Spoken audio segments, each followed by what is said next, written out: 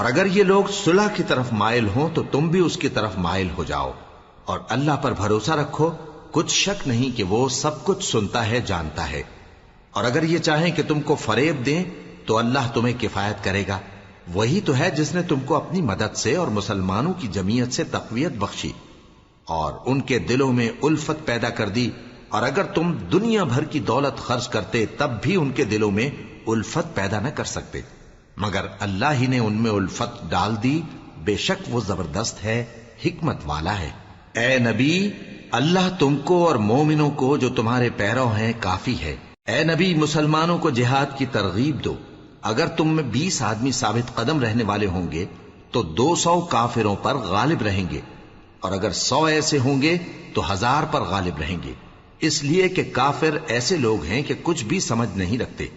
اب اللہ نے تم پر سے بوجھ ہلکا کر دیا اور معلوم کر لیا کہ ابھی تم میں کسی قدر کمزوری ہے، پس اگر تم میں 100 ثابت قدم رہنے والے ہوں گے تو وہ 200 پر غالب رہیں گے، اور اگر 1000 ہوں گے تو اللہ کے حکم سے 2000 پر غالب رہیں گے، اور اللہ ثابت قدم رہنے والوں کا مددگار ہے۔ پیغمبر کو شایع نہیں کہ اس کے قبضے میں قیدی رہیں جب تک کافروں کو قتل کر کے زمین میں کثرت سے خون نہ بہا دے۔ تم لوگ دنیا کے مال کے طالب ہو اور اللہ آخرت کی بھلائی چاہتا ہے، اور اللہ غالب ہے، حکمت والا ہے۔ اگر اللہ کا حکم پہلے نہ ہو چکا ہوتا تو جو فدیہ تم نے لیا ہے اس کے بدلے تم پر بڑا عذاب نازل ہوتا۔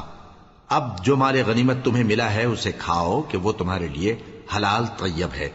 اور اللہ سے ڈرتے رہو، بے شک اللہ بخشنے والا ہے، مہربان ہے۔ اے پیغمبر،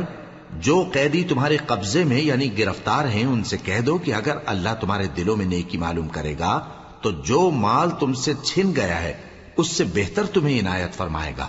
اور تمہارے گناہ بھی معاف کر دے گا، اور اللہ بخشنے والا ہے، مہربان ہے۔ اور اگر یہ لوگ تم سے دغا کرنا چاہیں گے تو یہ پہلے ہی اللہ سے دغا کر چکے ہیں، تو اس نے ان کو تمہارے قبضے میں کر دیا، اور اللہ دانا ہے، حکمت والا ہے۔ جو لوگ ایمان لائے اور جنہوں نے ہجرت کی اور اللہ کی راہ میں اپنے مال اور جان سے لڑے، وہ اور جنہوں نے ہجرت کرنے والوں کو جگہ دی اور ان کی مدد کی، وہ آپس میں ایک دوسرے کے رفیق ہیں۔ اور جو لوگ ایمان تو لے آئے لیکن ہجرت نہیں کی، تو جب تک وہ ہجرت نہ کریں تم کو ان کی رفاقت سے کچھ سروکار نہیں، اور اگر وہ تم سے دین کے معاملات میں مدد طلب کریں تو تم کو مدد کرنی لازم ہے، مگر ان لوگوں کے مقابلے میں کہ تم میں اور ان میں صلح کا عہد ہو مدد نہیں کرنی چاہیے، اور اللہ تمہارے سب کاموں کو دیکھ رہا ہے۔ اور جو لوگ کافر ہیں وہ بھی ایک دوسرے کے رفیق ہیں۔ تو مومنو،